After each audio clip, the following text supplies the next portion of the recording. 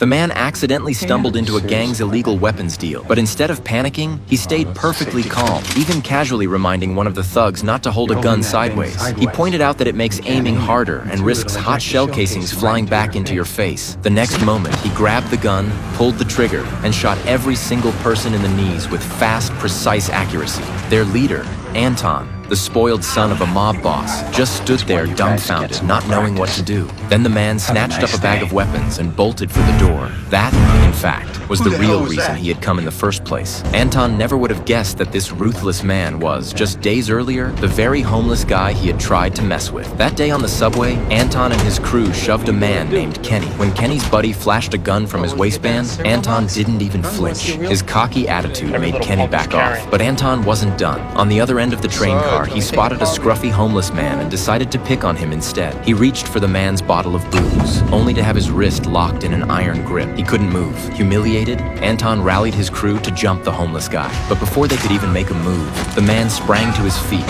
and with a few quick and brutal strikes, dropped Anton and his gang to the floor. Later at the police station, Sheriff Lena took one look at the 4 injured punks, then at the homeless man sitting there with his hair still perfectly in place, and immediately knew this was no ordinary vagrant. She pulled the subway surveillance footage. Having served in the military herself, Lena instantly recognized the man's movements. Pure special forces training. She suspected he might be a veteran suffering from PTSD, but when she questioned him, the homeless man said nothing, staying silent the entire time. Her real goal, however, was to lift his fingerprints off a water glass. Running them through the system, Lena was shocked. His prints had shown up at dozens of crime scenes over the past few years. Not only that, he was wanted by 4 different countries. When she went looking for him again, he had already vanished without a trace.